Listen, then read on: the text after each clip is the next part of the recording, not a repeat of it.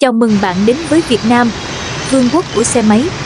Nếu có một biểu tượng nào đó đại diện cho nhịp sống sôi động của đất nước này, thì chắc chắn đó chính là xe máy.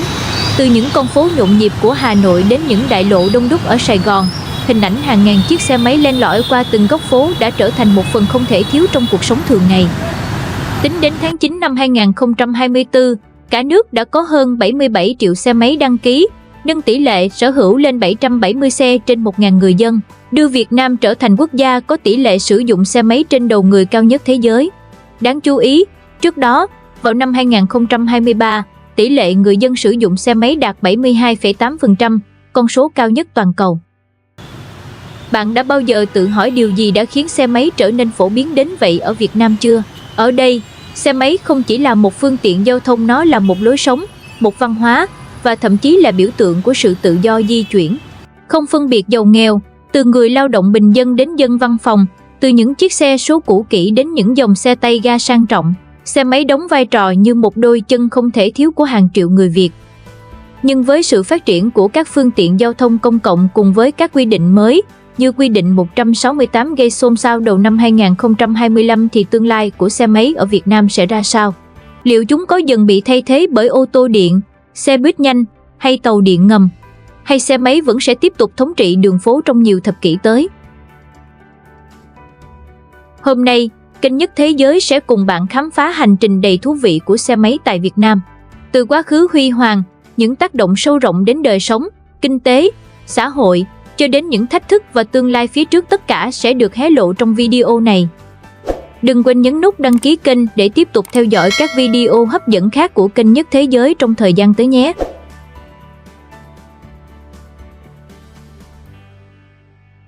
Lịch sử và sự trỗi dậy của xe máy tại Việt Nam. 1. Thời kỳ xe máy du nhập vào Việt Nam, đầu thế kỷ 20 đến năm 1975. Xe máy du nhập vào Việt Nam từ thời Pháp thuộc, ban đầu chỉ dành riêng cho tầng lớp thượng lưu và quan chức do giá thành đắt đỏ. Lúc bấy giờ, sở hữu một chiếc xe máy không chỉ đơn thuần là có phương tiện di chuyển, mà còn là biểu tượng của địa vị và sự giàu có tương đương với một gia tài lớn, nên chỉ có một số ít người có khả năng sở hữu. Những mẫu xe đình đám như Mobilet, Vespa, Lambretta từng thống trị đường phố Sài Gòn nói riêng và ở miền Nam Việt Nam nói chung trước năm 1975. Chúng xuất hiện trong các bộ phim, quảng cáo và trở thành niềm ao ước của nhiều người. 2. Sau thống nhất đất nước, xe máy trở thành phương tiện thiết yếu, 1975 đến 1990. Sau khi thống nhất đất nước năm 1975, Việt Nam phải đối mặt với nhiều khó khăn về kinh tế và xã hội. Nền kinh tế tập trung bao cấp, chiến tranh biên giới và lệnh cấm vận từ nhiều quốc gia kéo dài khiến đời sống người dân gặp nhiều khó khăn.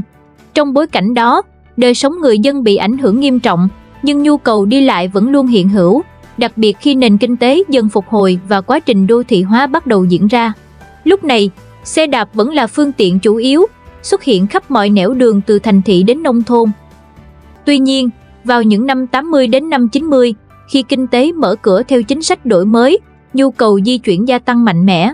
Xe máy dần thay thế xe đạp, trở thành biểu tượng của sự phát triển và tự do cá nhân, đánh dấu bước ngoặt lớn khi các dòng xe máy từ Đông Âu và Nhật Bản. Trong giai đoạn này, xe máy từ các nước Đông Âu như Simpson, Đức, Benz Belarus, MZ, Đức, được nhập khẩu vào Việt Nam. Những chiếc xe này có giá cả phải chăng, phù hợp với điều kiện kinh tế của người dân. Một số dòng xe máy Nhật Bản như Honda Cup, Honda Dream cũng bắt đầu xuất hiện tại Việt Nam, chủ yếu là do người Việt Nam đi lao động và học tập ở nước ngoài mang về. Những chiếc xe máy Nhật Bản vẫn được coi là một tài sản lớn đối với nhiều người dân trong thời điểm này.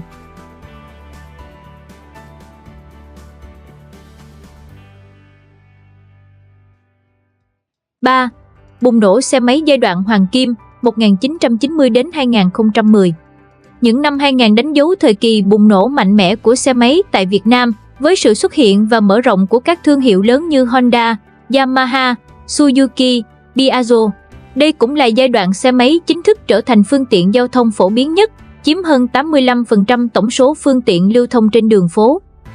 Sự phát triển vượt bậc của xe máy trong giai đoạn 1990 đến 2010 không phải là ngẫu nhiên, mà là kết quả của sự kết hợp giữa các yếu tố kinh tế, chính trị, xã hội và văn hóa. Năm 1986, Việt Nam thực hiện đổi mới, chuyển từ nền kinh tế bao cấp sang kinh tế thị trường. Điều này giúp thu nhập của người dân dần cải thiện, kéo theo nhu cầu di chuyển tăng cao. Xe máy nhanh chóng trở thành phương tiện tối ưu nhờ giá thành rẻ hơn ô tô, dễ mua, dễ sử dụng và phù hợp với điều kiện đường xá khi đó. Đến năm 2007, Việt Nam chính thức gia nhập Tổ chức Thương mại Thế giới WTO, mở ra cơ hội cho các tập đoàn xe máy quốc tế đầu tư mạnh mẽ hơn vào thị trường trong nước. Các hãng xe lớn như Honda, Yamaha, Suzuki, Piaggio đẩy mạnh sản xuất và lắp ráp xe tại Việt Nam, giúp giá xe trở nên hợp lý hơn với thu nhập người dân. Người tiêu dùng có nhiều sự lựa chọn hơn, từ dòng xe số bình dân như Honda Way, Yamaha Sirius đến các dòng xe tay ga cao cấp như Honda SH, Vespa. Thời điểm này, hệ thống giao thông công cộng chưa phát triển, xe buýt còn bất tiện, số lượng tuyến đường hạn chế, tàu điện chưa có. Trong khi đó, đường xá chật hẹp, chưa đủ rộng để phổ cập ô tô.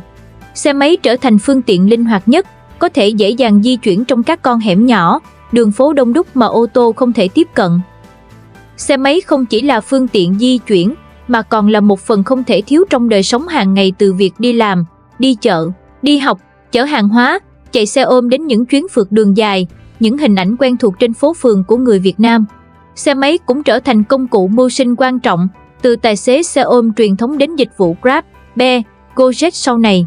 Từ những điều trên, chúng ta có thể thấy được rằng xe máy ăn sâu vào văn hóa và đời sống người Việt, trở thành thói quen khó mà thay đổi được.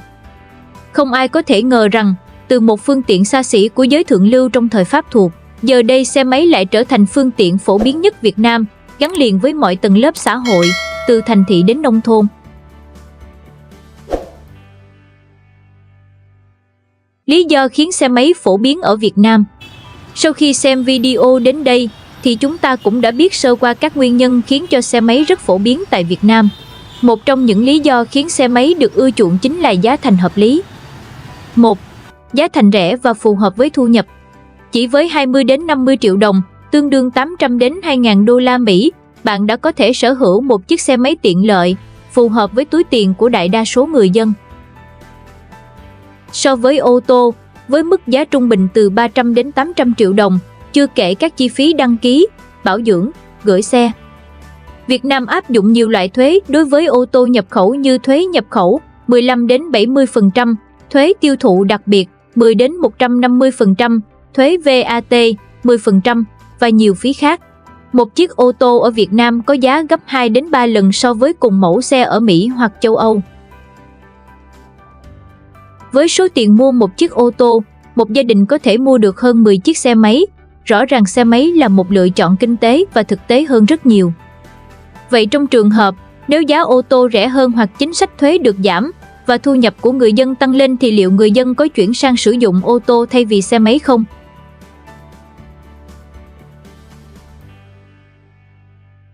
2. Đường xá nhỏ hẹp, hạ tầng giao thông phù hợp với xe máy. Việt Nam có hệ thống đường xá đặc trưng với nhiều con hẻm nhỏ, chật hẹp, đặc biệt là ở các đô thị lớn như Hà Nội và thành phố Hồ Chí Minh. Trong khi ô tô gặp nhiều khó khăn khi di chuyển vào những khu vực này, thì xe máy lại dễ dàng len lỏi, luồn lách linh hoạt qua các con đường đông đúc, giúp người dân tiết kiệm thời gian di chuyển. Bên cạnh đó, các bãi đỗ xe ô tô cũng rất hạn chế, trong khi xe máy có thể đậu gần như ở mọi nơi, từ vỉa hè, lòng đường đến các hẻm nhỏ.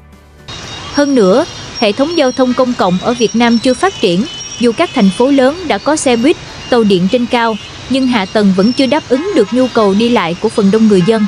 Trong bối cảnh đó, xe máy vẫn là cứu cánh, giúp người dân chủ động hơn trong việc di chuyển hàng ngày. Nhưng nếu trong tương lai, đường xá được mở rộng, giao thông công cộng phát triển mạnh mẽ hơn, liệu thói quen sử dụng xe máy có thay đổi không?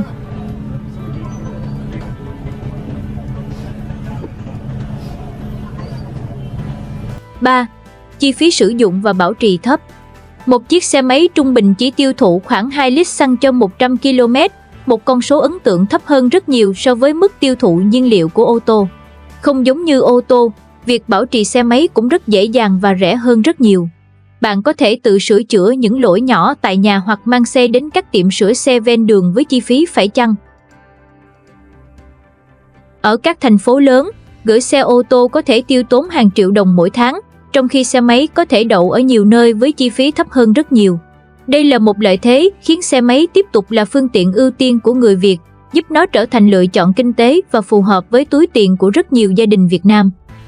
Tuy nhiên, với sự phát triển của xe điện và các chính sách khuyến khích phương tiện xanh, liệu xe máy truyền thống có còn giữ vững vị trí thống trị của mình, hay sẽ dần nhường chỗ cho các phương tiện thân thiện với môi trường hơn?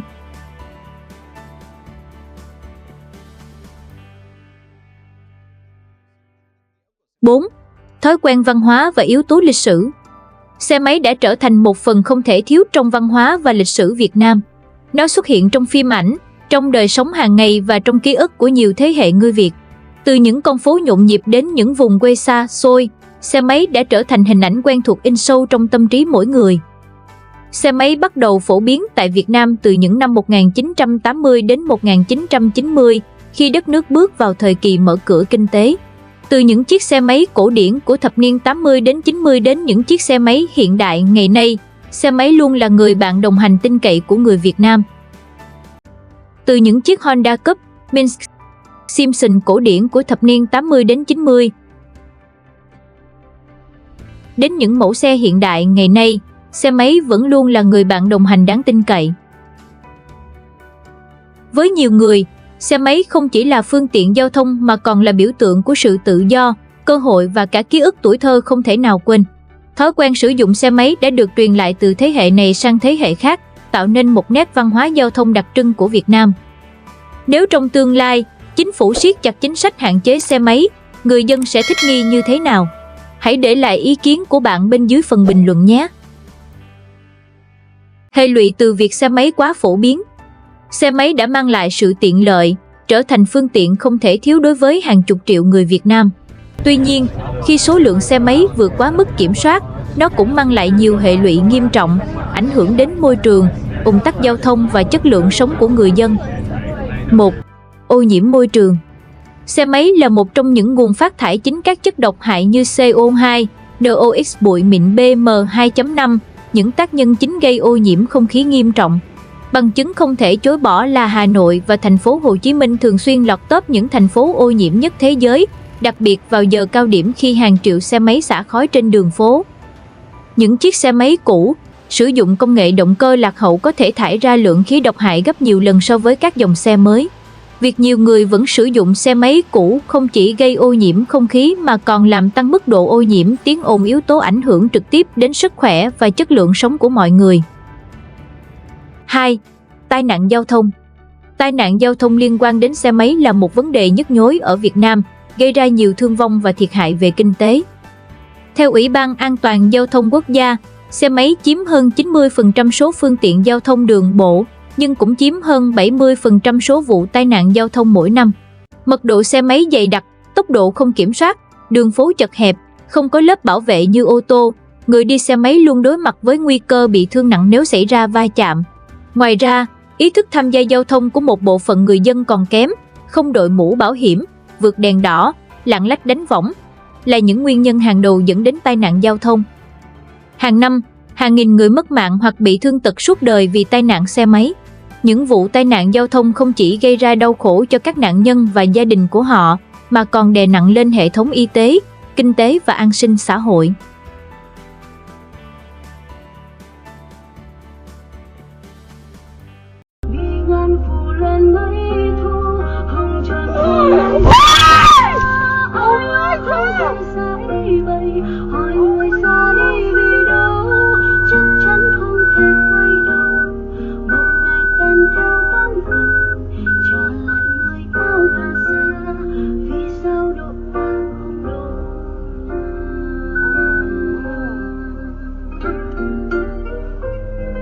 Ông Khuất Việt Hùng, Viện trưởng Viện Chiến lược và Phát triển Giao thông Vận tải nhấn mạnh đảm bảo an toàn giao thông xe máy là vấn đề rất nóng bỏng hiện nay, không chỉ ở Việt Nam hay Ấn Độ mà trên toàn cầu. Tại Việt Nam, theo số liệu thống kê mới nhất, xe máy chiếm khoảng 93% tổng số phương tiện giao thông đường bộ. Tỷ lệ tai nạn giao thông liên quan đến xe máy chiếm khoảng 60% tổng số vụ tai nạn giao thông đường bộ. Điều này đòi hỏi phải có những giải pháp quyết liệt và toàn diện hơn để bảo vệ người đi xe máy, giảm thiểu thương vong và hậu quả từ các vụ tai nạn, ông Hùng nói. 3. Ùn tắc giao thông. Ùn tắc giao thông là một vấn đề nan giải ở các đô thị Việt Nam, gây ảnh hưởng đến năng suất lao động, chất lượng cuộc sống và môi trường. Sự gia tăng nhanh chóng của số lượng xe máy là một trong những nguyên nhân chính dẫn đến ùn tắc giao thông. Với hơn 70 triệu chiếc xe máy đang lưu thông trên cả nước, khiến đường phố Việt Nam trở nên quá tải, hạ tầng giao thông không thể đáp ứng nổi, đặc biệt là vào giờ cao điểm. Các tuyến đường chính thường xuyên bị ùn tắc, xe máy chen chúc, lấn làn ô tô, thậm chí đi lên cả vỉa hè. So với ô tô, xe máy tuy nhỏ gọn nhưng khi tập trung với mật độ quá lớn cũng góp phần gây tắc nghẽn giao thông nghiêm trọng. Khi ùn tắc kéo dài, khí thải từ xe máy tăng lên, góp phần làm môi trường ô nhiễm hơn. Ùn tắc giao thông không chỉ gây lãng phí thời gian, tiền bạc mà còn gây ra căng thẳng, mệt mỏi cho người dân. Khi sống trong môi trường tại Việt Nam, xe máy để giúp cuộc sống của người dân thuận tiện hơn, nhưng khi mà số lượng quá lớn, nó lại gây ra nhiều hệ lụy nghiêm trọng. Liệu Việt Nam có thể tìm ra giải pháp tối ưu để cân bằng giữa lợi ích của xe máy và sự phát triển bền vững của giao thông đô thị hay không? Hãy chia sẻ suy nghĩ của bạn trong phần bình luận cho mình và mọi người cùng biết thêm nhé.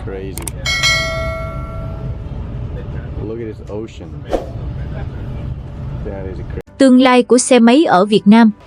Xe máy từng là biểu tượng giao thông của Việt Nam, nó đang đứng trước nhiều thách thức và thay đổi. Nhưng một điều mà chúng ta có thể tự tin dự đoán rằng trong tương lai, số lượng xe máy chắc chắn sẽ giảm dần. Đặc biệt là khi chính phủ đang dần siết chặt quản lý với nhiều chính sách kiểm soát và hạn chế xe máy để giải quyết các vấn đề về ô nhiễm, tai nạn và ùn tắc giao thông. Các chính sách này có tác động lớn đến tương lai của xe máy ở Việt Nam như cấm xe máy tại trung tâm thành phố trong tương lai. Hà Nội và thành phố Hồ Chí Minh đã đề xuất lộ trình hạn chế và tiến tới cấm xe máy ở một số khu vực trung tâm vào những khung giờ nhất định vào năm 2030. Một số đề xuất còn đề cập đến việc thu phí xe máy cũ nhằm giảm ô nhiễm. Tuy nhiên, điều này gây tranh cãi lớn khi nhiều người vẫn phụ thuộc vào xe máy để di chuyển hàng ngày. Nó có thể buộc người dân phải chuyển sang xe điện hoặc phương tiện công cộng. Theo nhiều chuyên gia, cấm xe máy khi giao thông công cộng chưa đủ tốt sẽ gây hậu quả nghiêm trọng. Nếu làm vội vàng, người dân sẽ gặp rất nhiều khó khăn và hệ lụy. Thay vào đó, nên hạn chế xe cá nhân nói chung, cả ô tô và xe máy, không chỉ có xe máy. Giải pháp thay thế nào trước khi cấm xe máy? Mở rộng và cải thiện hệ thống xe buýt, tàu điện. Xây dựng nhiều tuyến đường dành riêng cho xe đạp và người đi bộ. Ưu tiên xe điện và xe công cộng hơn xe cá nhân. Thay vì cấm hoàn toàn, có thể hạn chế xe máy dần dần bằng cách thu phí xe máy vào nội đô, chỉ cấm ở một số khu vực trung tâm, hỗ trợ người dân đổi sang xe điện hoặc xe công cộng. Bạn nghĩ sao? Bạn có ủng hộ việc cấm xe máy không? Hay bạn thấy đây là một giải pháp chưa phù hợp? Hãy chia sẻ suy nghĩ của bạn bên dưới phần bình luận nhé. Khuyến khích xe điện để giảm ô nhiễm. Các hãng như VinFast, Dubai đang đầu tư mạnh vào xe điện, trong khi chính phủ cũng triển khai nhiều chính sách khuyến khích người dân chuyển sang sử dụng xe điện, như giảm thuế, phí trước bạ, hỗ trợ vay vốn, phát triển trạm sạc trên toàn quốc. Xe điện được xem là một giải pháp quan trọng để giảm thiểu ô nhiễm không khí và tiếng ồn. Tuy nhiên, giá thành xe điện vẫn cao và chưa đủ thuận tiện để thay thế hoàn toàn xe xăng, sạc mất thời gian và khó di chuyển xa. Cùng với đó, người Việt đã quen dùng xe máy xăng vì dễ tiếp nhiên liệu và có thể sửa chữa ở bất cứ đâu. Trong khi, xe điện hiện nay vẫn chưa được tin tưởng về độ bền, khả năng vận hành đường dài hoặc đi địa hình khó. Vậy bạn có ủng hộ xe điện không? Hay bạn nghĩ xe xăng vẫn là lựa chọn tốt hơn? Hãy chia sẻ suy nghĩ của bạn bên dưới nhé! Phát triển hệ thống giao thông công cộng. Hà Nội và thành phố Hồ Chí Minh đang mở rộng hệ thống giao thông công cộng, đầu tư mạnh mẽ vào hệ thống metro, BRT, xe buýt nhanh và nâng cấp hạ tầng nhằm giảm sự phụ thuộc vào xe máy. Mục tiêu là tạo ra một hệ thống giao thông công cộng hiện đại, tiện lợi, đáp ứng nhu cầu di chuyển của người dân và giảm sự phụ thuộc vào xe máy cá nhân. Tuy nhiên, cần thời gian để các hệ thống giao thông công cộng này thực sự thay thế được thói quen sử dụng xe máy của người dân Việt Nam. Trong vòng 10 đến 20 năm tới, hệ thống giao thông công cộng có thể giảm đáng kể sự phụ thuộc vào xe máy, nhưng chưa thể thay thế hoàn toàn. Chính phủ cần cải thiện hạ tầng, thay đổi các chính sách hợp lý để khuyến khích người dân dần từ bỏ xe máy một cách tự nhiên. Vậy theo bạn, bạn có nghĩ rằng xe máy sẽ biến mất trong tương lai không? Hay nó vẫn sẽ là phương tiện chính của người Việt? Tương lai của xe máy ở Việt Nam sẽ chứng kiến những thay đổi to lớn, nhưng xe máy vẫn sẽ là một phần quan trọng của cuộc sống. Chúng ta cần có những giải pháp đồng bộ để giải quyết những thách thức, hướng tới một tương lai giao thông bền vững hơn. Liệu trong tương lai, với sự trỗi dậy của ô tô điện, sự phát triển vượt bậc của giao thông công cộng, những chính sách hạn chế xe máy ngày càng nghiêm ngặt, và khi công nghệ được ứng dụng vào giao thông, giúp quản lý và điều khiển giao thông hiệu quả hơn, giảm ùn tắc và tai nạn, liệu chúng ta có chứng kiến một cuộc cách mạng giao thông thực sự hay không? Liệu xe máy điện có thay thế hoàn toàn xe máy xăng? Sự chuyển đổi sang xe điện và phương tiện công cộng sẽ là xu hướng tất yếu, nhưng tốc độ thay đổi còn phụ thuộc vào nhiều yếu tố như kinh tế, hạ tầng và chính sách hỗ trợ. Còn bạn nghĩ tương lai của xe máy tại Việt Nam sẽ ra sao? Hãy để lại ý kiến của bạn bên dưới phần bình luận nhé! Video hôm nay đến đây là kết thúc. Nếu các bạn cảm thấy video này hấp dẫn và hữu ích thì đừng quên đăng ký kênh, để lại bình luận bên dưới và chia sẻ video này giúp mình nhé. Xin chào và hẹn gặp lại các bạn ở các video tiếp theo.